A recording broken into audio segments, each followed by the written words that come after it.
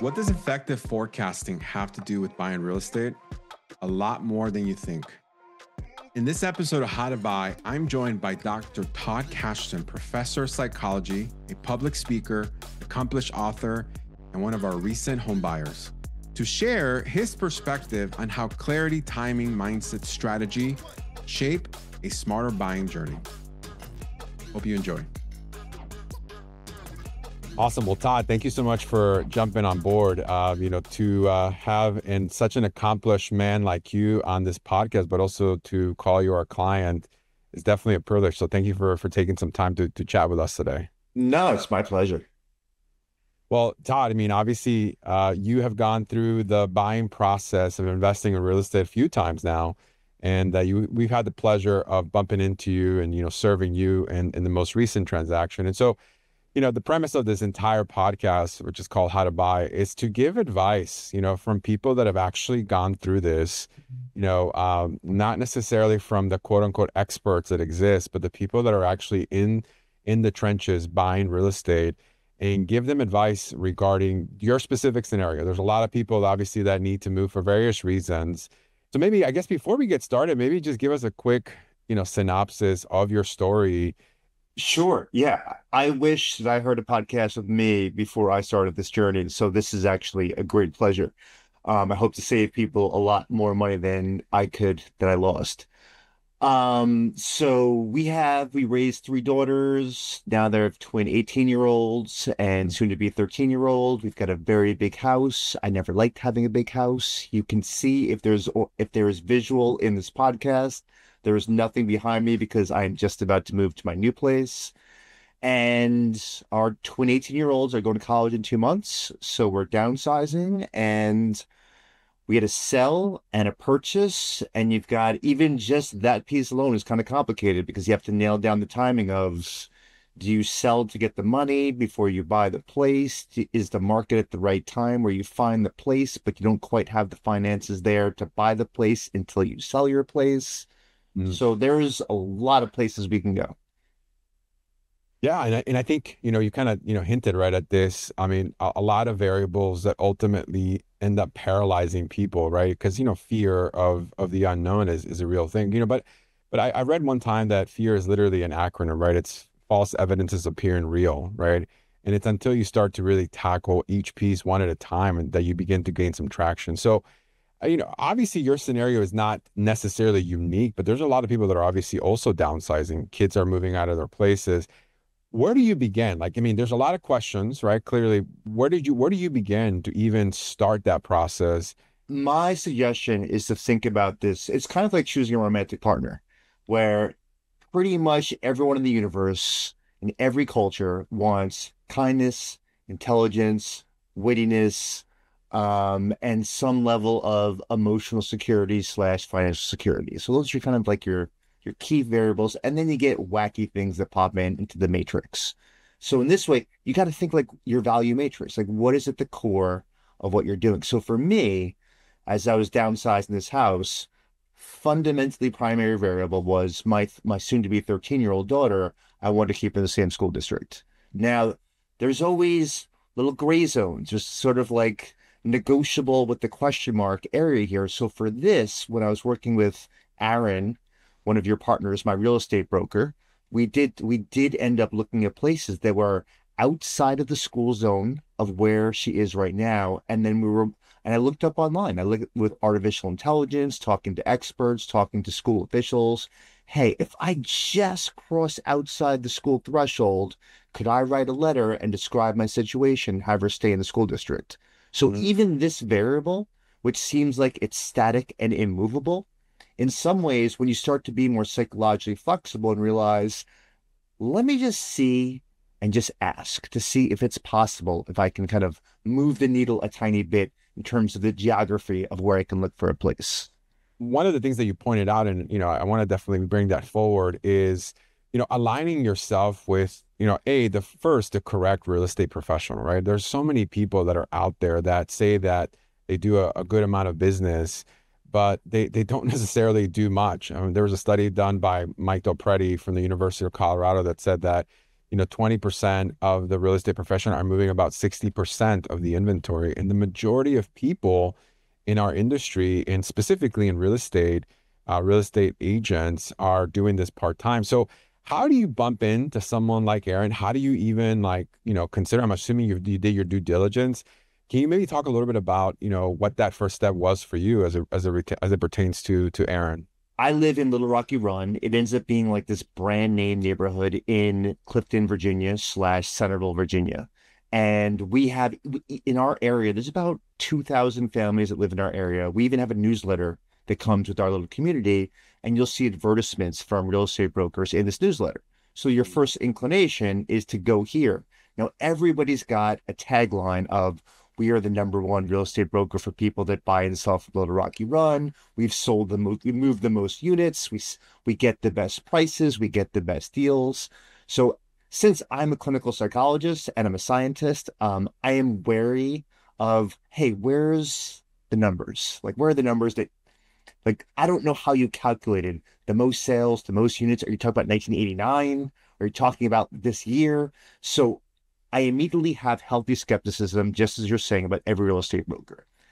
Then you get your social network. So you add in all these advertisements about real estate brokers. And then in my social network, who have you used? And the question that I always ask is, tell me the thing that you wish you knew about them before you started, the good thing and the bad thing. So I want to give them license to tell me about the terrible, horrible, not so good things about the person that they worked with. If you don't ask that question, people tend to have a positivity bias because they worked with them. They probably succeeded in whatever it is they wanted to buy or sell.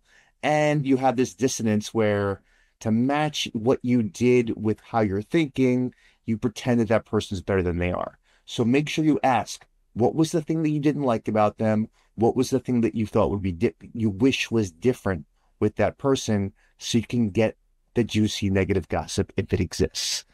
Now, with that, Ryan is his quote unquote negative for the real estate broker I chose was he's young. He doesn't have as big of a reputation to other people, hasn't been working as long, hasn't moved as many units. Now, for me, I think to myself, with the sports analogy, okay, do I want to have the number one draft pick where some basketball player, football player, choose your favorite sport, who maybe isn't on the grid right now that people are talking about, but you can tell objectively they are freaking awesome. Just nobody knows how awesome they are. Someone from France, someone from Mongolia, somebody from Bangladesh, and you're just like, that guy or gal is amazing. I cannot believe nobody's talking about them. So for me, this younger real estate broker, fewer years in the business, moved units, but you can see by talking to him on the phone and observing his advertisements, his videos, they were so much more polished. They were so much more developed. It looked like someone that understands like the digital modern day mediums. And I was like, that's the guy that could sell my house online, get traffic. Now, in terms of buying, I like the way that he seems very confident in his skin. And I don't care how old you are. What I care is, do you have thick enough skin to take friction from a buyer or seller to get me the best deal humanly possible and not leave, scorched earth behind you where there's going to be like really bad blood that happens there. Nice guy, good persuasion skills, knows the modern mediums, and all these things might sound like I'm looking for a digital creator to create a TikTok channel, but when it comes to buying and selling a house, I don't think anyone tells you like this is what you're looking for. If it looks beautiful, the images and the videos that are online, that's what's going to happen for you when you end up being under his umbrella. Yeah, wow, what a great way to describe him. I mean, I think, Aaron would say, that Caleb Williams was the number one draft pick for the Chicago Bears, but man, Jaden Daniels really took the show, right? And I think at the end of the day, like nobody knew about Jaden Daniels when he was in Arizona State, in the same way that very few people knew about Aaron a few years ago. But man, like that guy is creating some insane traction in his marketplace, specifically, like you said, in a very competitive market, which it's ironic that you bring that up because this is one of the things that bothers me. Everybody seems to be number one in every market, but there can only be one person or one person that is number one, right? Like, what's wrong with being number three? What's wrong with being number four? What's wrong with being like the up and coming, to your point? But working with someone that obviously you can trust, and I love what you said, someone that, could take the friction of what it means to obviously help you in this process is key. Um, well, you obviously hired him, and this market is a very competitive market, right? I don't think a lot of people at the time of this recording understand Yeah. how competitive, A, the Washington, D.C. metropolitan area is, but then B, the specific areas that you were looking for, how competitive that is. So how did Aaron and how did you guys begin to start to navigate that complexity, right? So there are the different variables in investing in real estate, but the complexity of narrowing down your search. How did you begin that process with him? Give me some insight there. Yeah, you kind of have to think statistics a little bit. So it doesn't matter if you got a C in statistics in college or you didn't even take a college class, is you got to think ranges. Okay, what is the financial range? And you and I have had these conversations. What is the financial range that you can handle? Now, there's a thing in psychology it's called effective forecasting. And basically what it means, how I refer to this is perverted emotional time travel. That humans are terrible at predicting how they're going to feel in the future. And as a result, they make really bad decisions. So one of the things for me was I had a range of how much I want to spend to buy a place. And as we were looking, certain number and a few other variables. I wanted to have 2 to 3 bedrooms. I wanted to have like pretty much because I am a nice, innocent, white collar Jewish kid from Long Island. I'm terrible at handiwork. So I kind of wanted in move in ready for a place. Um, so as soon as you add that last variable, the price goes up because these are the places where you can walk in and say, I can imagine myself right now sitting on my couch, watching TV, making food. And that's the kind of place where, as you're saying, the competition is ferocious. So Yeah. talking to my real estate broker, he was saying, you want a location that's very clear to keep your kid in the same school district. You want a move-in ready place. That means expensive if it's going there. And then you're looking at like aesthetics. Like you want a nice looking place, a nice looking lot. So when you add these three variables together, he's like, you're gonna have to take a hit of one of these three, or you're gonna have to raise how much you're going to spend. So with no pressure, it's one of the things I love about Aaron. We just had very frank conversations of, do you want to expand the range of how much you're willing to spend, or do you want to move further out and have that conversation with the school district of we're living outside the boundaries, but because my kid was there, can she be grandmothered into the school districts? And I pushed that upper range just a bit. And the reason I brought up the perverted emotional time travel is when you start thinking about if I spend $10,000, $15,000 more, how many years do you plan to stay in the place? So for me, I'm looking for the place I'm going to retire in. So I'm looking for 25 years. So, and you helped me with these numbers as well. Over the course of 25 years, $15,000 is like a pittance. You're talking about you go to the second cheapest Thai restaurant, not the first most expensive Thai restaurant, a few times a month. Not a big deal to get the exact place you want. It's interesting the way you describe that because as you started to outline bullet point by bullet point, all of the things that you went and, through emotionally as a process of elimination, right? A lot of that stuff has nothing to do necessarily with like the brick and the pillars in that house or the walls. It has everything to do with your actual feeling. But to your point, like oftentimes what I see on my end is that, man, consumers or clients don't necessarily know how to go through that sequence and be able to land in a place where, the $15,000, like you said, into your particular scenario made sense or it was worth the investment. It's just too much, in other words, and they Yeah. freeze. Well, then ironically, what happens is that they look 2, 3 years down the line. They're like, gosh, I wish I would have bought when, you know what I mean? Exactly. And that's the effective forecasting error. So your goal, so let's get concrete advice for people that are listening to this podcast. Your goal is to know that you are going to have a hard time imagining what will make me happy 10 years, 15 years in the future. So how do you do that? You get concrete.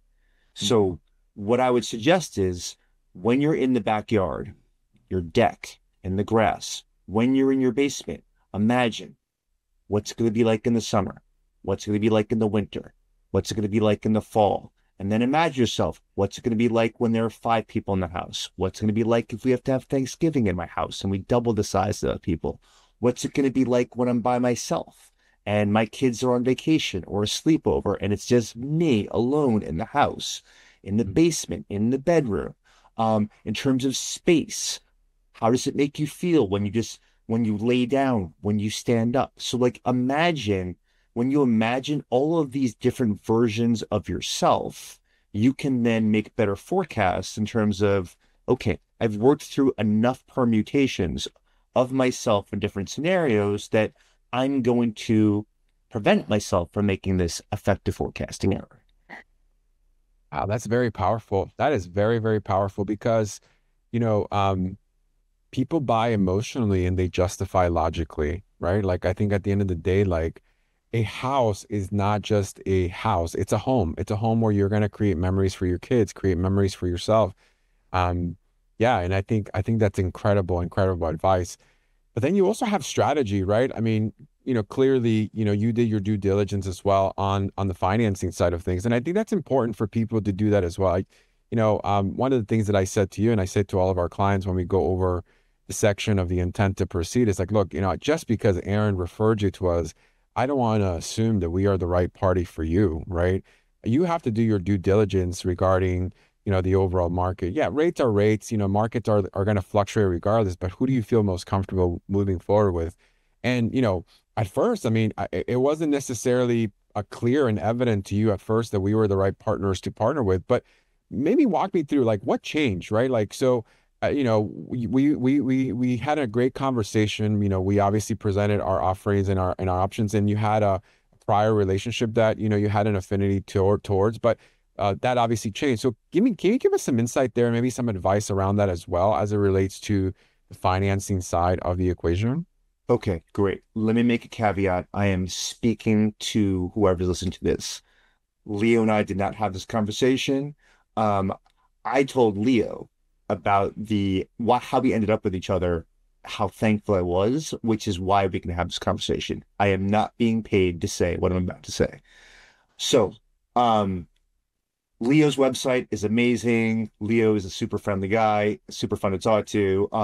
One of the best things I love about Leo is, and I've showed this even to my friends who are psychologists, professors, statisticians, he sends me videos. Like when I say, hey, like I read this article online that the mortgage rate drops. Is it possible we can get a lower mortgage rate? And instead of you sending me an email that says the article you read, it's flawed, you send me a 6-minute video with a bunch of graphs of showing exactly what the market is right now. Great question. And you treat me like an intelligent being who's a critical thinker, and you take my questions seriously, even though I asked you dozens of times, you sent me dozens of videos. Okay, so that comes later. So we met, we had a Zoom call. It was amazing. I loved you. And then I saw your price tag and I was like, you are, I forgot, like 2.5 to 3 times more another mortgage broker. Because I always believe you should check out 2 to 3 people at the same time, even if you're looking at stereos, cars, anything. Sure. So you're probably getting a feel for like what my brain is like. And so I found someone on Zillow. We won't name their name. Their price tag was quite small. I got a referral or a recommendation from a friend of mine who's a real estate broker. Like this person is legit. Was going with them to make a purchase. They were slow.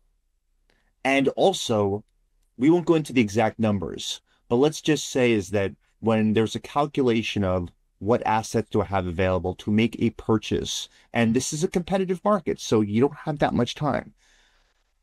This woman said, in order for you to make this purchase, you need a co-signer on your loan because I didn't sell my house before I was buying a house. So those assets, I don't get to use them because it's basically, it's not liquid. And when I met, so this was concerning, because I still had a relative who could do it, but they were, it's my mother-in-law. She's 80. She didn't really want to do it. It was a little bit coerced by me. Don't judge me too harshly, but we were going to do it. As we got closer to making a bid, what happened is that we had to bid a little bit higher.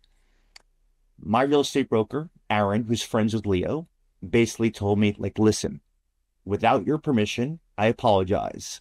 I just sent all the information to Leo, even though I know you didn't sign with Leo.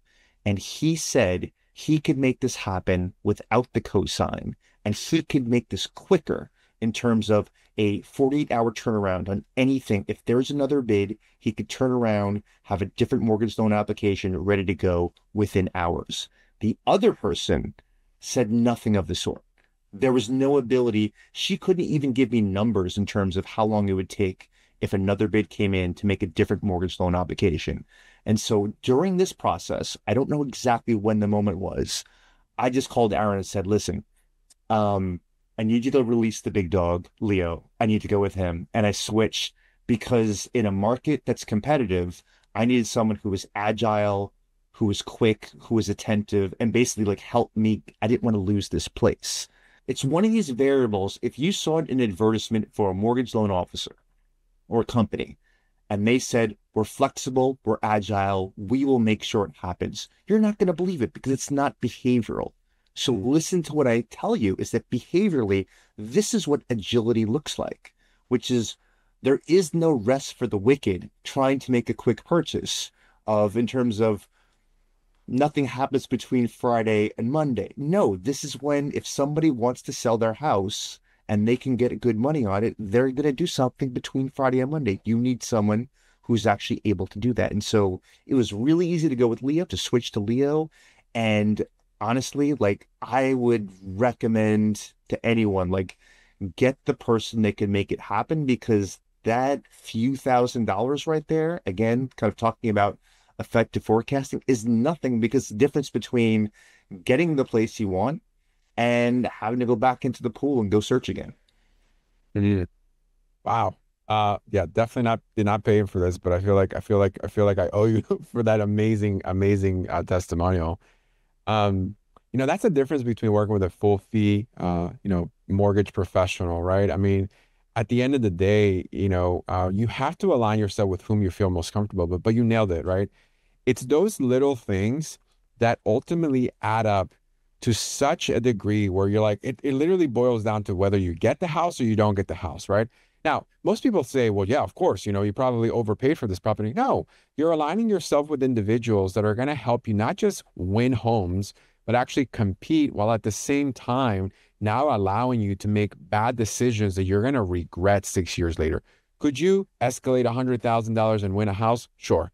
But the idea in this market is not just to win homes, it's to make good, sound financial decisions that you're not going to regret. But execution is such an important piece, right? Because when you're competing with cash buyers, 33% of all transactions on average were cash last year, okay? Like, how the heck are you supposed to compete as a consumer that has, variables, in terms of where the assets are sitting, selling a property, specific locations? You do it with aligning yourself with people that can be agile. One of the key things was, and this dovetails with what you said, in terms of negotiating with competing offers. So right now we're talking about being the buyer. Same thing goes with the seller because you're trying to get the best offer. You often think it's like just if you're the seller, take the most money. If you're the buyer, get the lowest price for the place. But one of the things that you helped me do, and this was through Aaron, my real estate broker, was we didn't beat the other offers on price because I had you in my pocket. We were able to say we can close on this thing within a week, and everyone else was 21 days.